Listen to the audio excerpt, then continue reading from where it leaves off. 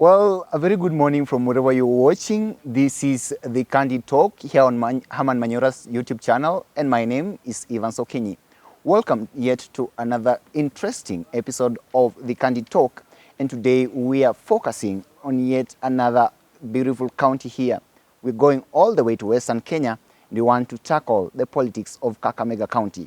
Joining me to critically and clinically analyze the politics of Kakamega County, especially the gubernatorial race, is none other than Professor Herman Manyora. Prof, welcome to the show. Thank you. And before we dissect, let's ask our viewers to subscribe. Definitely. We really are asking them. Yes. If you look at how many views we have for every video, you realize that many of the people who watch the video have not subscribed. So we ask them to kindly subscribe. Yes. Right now, I think we are short just by around 3,000 Yes. for us to reach 100,000 subscribers. Kindly subscribe to this channel so that you may be able to get each and every political analysis of everything taking place even as we head to the August general elections. Now, Prof, Kakamega County. Ingo kwenyewe. Yes. We are having this hot race. Yes. Pitting Fernandez Baraza of ODM. And then there is the vibrant young man, Cleopas Malala himself of ANC. Cleo. Yeah, Cleo. Yes. Definitely. Now, Prof, what determines who becomes the next governor after Wycliffe Wangamati? After Wycliffe Ambetsa Oparanya. Yes, definitely. The other Wangamati is also Wycliffe. The other Wangamati is also Wycliffe. Well, there are many factors. Top on the list is the strength of ODM. Yes. The second factor is onslaught of UDA in the region. Number three is regional politics. You know, Kakamega is a huge county, you know, with 12 constituencies. So there is the tip, the northern tip, what you can call south, the central. So the politics there will determine who becomes governor. Yes. Now, the incumbent governor, Wycliffe Oparanya, definitely he has decided to support one Fernandez Baraza. Yes. And even failed to support his deputy. Do you think Oparanya has got any influence that perhaps could work out in as far as the gubernatorial race here is concerned? Oparanya was a very popular governor, and among the people, the governors, I think he was one of the best performing governors. He has influence. Big influence. Don't forget that Oparanya is a deputy party leader to Raila, together with Joho. Don't also forget that Oparanya is an experienced politician. For that reason, if he supports you, you'll get some capital out of the support. Yes. He will not determine who becomes governor, but he has serious influence. So Oparanya has serious influence. Yes. But on the other hand, we also see Musalia Mudavadi having a lot of influence in Western Kenya.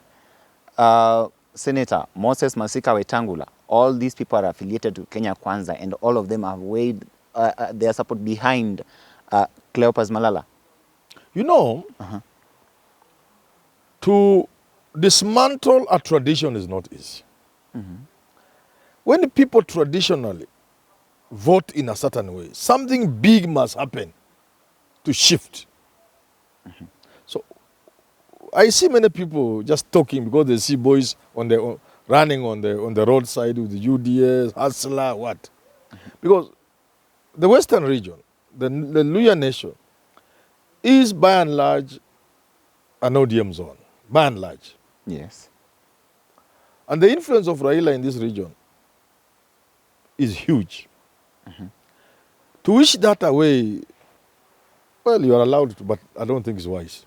Now, secondly, Mudavadi and Wetangula are not as influential as outsiders think. Yes? No, come on, maybe understand. But yes, let me tell you. In 2013 and 2017, even to win senatorial seat, Wetangula had to hang on Raila's coattails. It is his presence in NASA that made him even win that seat of Senate. Things have changed. Now he doesn't need that. He will win. I'm sure he will win without Raila. But because of the dynamics of UDA now and so on and so forth. On the other hand, Mudavadi ran for elections in 2013 as president. Raila got more than 63% of the vote in Western. 60 something, I can't remember. So, even in Vihiga County itself, as I speak to you now, Raila will beat Mudavadi in his own county of Vihiga. So the only place where UDA has made serious inroad is Bungoma. And also, if you look at Bungoma, there are certain factors, including a whole constituency, which used to be a district, Mount Kenya, being Kalenjin. You know, Mount Kenya, a Kalenjin constituency in the Luya County of Bungoma. And then the Pukusu are an interesting group. Even last election, they gave Uhuru Kenyatta 49%. So for now, they may even give Ruto 60%, 55, 60. I had Raila say as much. Even now, if they vote today, they will beat Raila in Bungoma. But when you now put all those things together and do the average, Raila will still emerge victorious in Western. And Kakamega is the seat of Western. Yes. So there is no way a stranger can come and call the shots in Kakamega County. Forget about it. People are lying. Malala will lose the seat. So for you, Musalia Mudavadi and Wetangula are more they of have no outsiders. impact. They have no impact. And by the way, Prof. And let me tell you this. These are lightweights.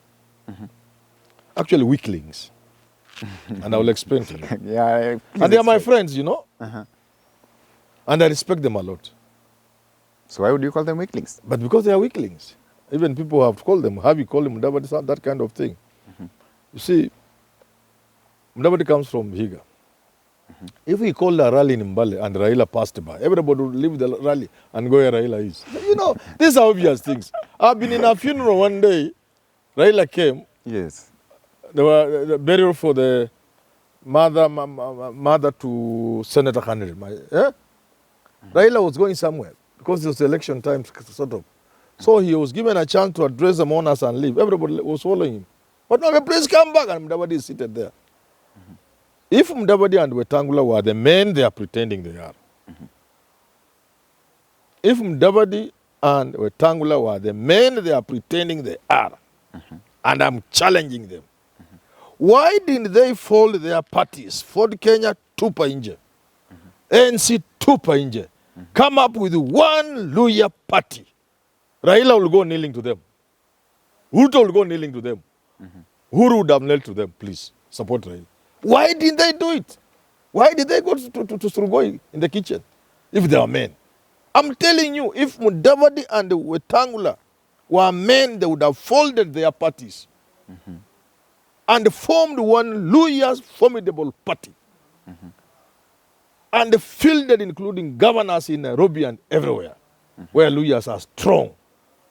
Nobody will penetrate the entire 5 counties, because we normally include Trans Nzoia. The Luyas will take Nairobi governor, women rep, everything because of the numbers they have. Why didn't they do that? Why? If they were men. These are weaklings. These are not politicians. Wetangula, Mudavadi, come together, one political party. Ruto will go kneel to them. Raila will go kneel to them. Please, tafadhali, give me your votes. And they say, go to hell. Then, even if they don't run for president, nobody would ignore them in this country. They will take the Nairobi governor, they will take Trans Nzoia governor, and those other 4 governors. They will have those governors. Lami is friendly to Mudavadi. They will take Lamu. They will have senators here and there. Even Nandi County, the number of Luyas in Nandi County are not a joke. The number of Luyas in Uasin Gishu, people don't know these things. Yeah, definitely. Yes. Uasin Gishu, and I know they can threaten the Kalenjin in terms of votes in Nandi and Uasin Gishu. The number of Luyas in Nakuru County, and they are supporting Linjiru. That's why Linjiru might now win. We talked about Linjiru. The number of Luyas in Kajiado, Luyas are spread across the country. Those are huge numbers. Nairobi here, I've done my own calculations. The least number of MPs Luyas can get here without breaking a sweat, 7. Least, without even sweating, just the Great North, 65% of the votes. Langata, even this Kibron of Guinea Wajaluo, these are Luyas. Eh? Westlands, Makadara. You can go on. Now, the least number of MCS Luyas can get here without breaking a sweat, 29 out of 85. 29. Sure. My friend, if Mudavadi were to gang up with Wetangula and bring rebels like Ababu Namwamba on board, convince people like Otuoma, who are Ivi, once Mudavadi and Wetangula would get together, let me tell you what will happen. No Luya politician will survive outside that formation. You would not. You will not win a seat in Western unless you are with Mudavadi and Wetangula. Now, with all this information, and they know it, why are they with Ruto? So they are weaklings. I don't want to say what people like Atwoli say, that they go for money, that these parties are kiosks. How do you close your kiosk? I don't want to say that, but I have a problem understanding such a sabu rahisi kama hii. Why didn't they see it? So do you agree with me they cannot influence voting in Western? They will not. They cannot. When we are now counting hours. When elections are, results are announced, let's see their influence in Western. But then, Prof, now that you've just mentioned Senator Wetangula's name, he actually decided to go vie for Bungoma's senatorial position again, despite the fact that he's been promised a position in Kenya Kwanza. Yes. Should they win? Why? Which they know they are not winning. You think they may be weak, but they are also not stupid. So they know Ruto cannot win the election. So generally, you're saying that Wetangula and Musalia are too weak to influence the Kakamega gubernatorial race. They are too weak to influence. Too weak. They cannot. In fact, they are strangers. So they cannot help Malala in any way. In fact, when you see the hype, they are benefiting from the UDA yellow colors and the UDA resources. On their own, they can't even call a meeting in Kakamega. If you tell Mudavadi and the Wetangula on your own, ebuita mkutano Kakamega. Call meeting. If 5,000 people attend, they can't. They are nothing in Western. They are of no, and that's why I've been telling them, because they are good people, especially Mudavadi. I have always believed Mudavadi can be president of this country. Even as I'm critical because I can see squandering a chance. I have told Mudavadi, as soon as Ruto loses, you'll begin to see the mistakes you made. You'll be a political orphan. You will never recover. You have gone. Now, talking about that, Prof, there is the running mate factor. Fernandez Baraza decided to pick Ayub Savula as the running mate, while on the other hand, we've seen Cleopas Malala going for a lady here by the name of Dr. Beatrice Inyangala. How does the running mate factor play out? I don't know Beatrice Inyangala, but the name sounds Maragoli. Yes. And that is like going for the women votes, but more seriously for the Maragoli vote, which is predominant in Lugari, which is also predominant in parts of Kakamega town. Yes. Now, and part of Buzozo. So it is going for that demography. The Maragoli vote in Lugari and part of Kakamega town. The same for Savula. You are going for the northern part of the county. In other words, you are timing Lugari or whatever you can get of it. Then you are also trying to see if because of Savula, you can get the native Banyore what he is. There are also a number of people. But Lugari, then you are also targeting, is it just Lugari? There's another. Is it Likuyani? Yes. Those two constituents. You are timing them. Is Likuyani in Kakamega? Yeah. Yeah. You are timing those areas. And you're also timing a bit of Kabras. Although they are not very happy because their son, Kutimba, the former deputy governor, was tossed into the sea by Oparanya. Yeah, and so you are trying to mitigate all those factors. I think that's what informed the running mate. But for Baraza also, it is that if Nani was going to run, if Savula was going to run, then the Azimio votes were going to be split. Yeah. So you bring him on board, have a united Azimio front. But let me tell you, looking at Kakamega, there's no way Malala can win that seat. Yes. I'll be surprised. He can win, but I'll be surprised. Baraza has this thing already in the pocket. But By the way, who is, you know, Prof, I don't understand it because who is Fernandez Baraza? Who is Fernand Baraza? Uh-huh. Why? Because I'm seeing Cleopas Malala, somebody who is risen up all the way from an MCA Yes, yes. to a senator to somebody who can actually speak nationally and people listen to you. Is that how politics works? Politics doesn't work like that. Uh-huh. Yeah. So But definitely, Fernand Baraza has Raila behind him. He has Oparanya behind him. He has ODM behind him. That is a machinery. That is a machinery you can't beat. You can't penetrate. It's a firewall. so You for can't you, penetrate. for you in Kakamega, it all depends on Because who even if you is look at the behind who. constituencies, Oparanya has influence Quisero, and that's again where Atwoli comes from. Again, you are reckoning with the Atwoli support. So we have Oparanya and Atwoli supporting Finance Baraza against Malala. You begin looking at the MPs. Almost all MPs are ODM MPs. And they almost have no competition. Quisero, Butere. You come to Mimias, there are 3 constituents, I think. One of them could be under competition. The rest are ODM. You come to Kakamega, this is a place called Xinyalu and Ikolomani. A bit of competition between here and there, but ODM is still strong. You go to now you are now getting beyond the north, going to the north. This one of Emmanuel Wangwe again Azimio. So the only constituent that is terrible for ODM, for Azimio, is Malaba constituency. Okay. Lugari, they share a bit. Is that okay? And so on and so forth. But finally, when you look at it, on the balance, you see that ODM and Baraza, out of the 12, have about 7 strong, 6, 7 strong. Malala would have about 3, 4 strong. And then they share the other 2 also. So how can he win? Now, talking of Lugari, there is Cyrus Jirongo. Is he not influential? No, Jirongo is my friend, but it's a joke. Okay. A big joke, yeah. So Jirongo He's cannot, not in the game. cannot come in. He can only shout against Raila and ODM, but he's a joke.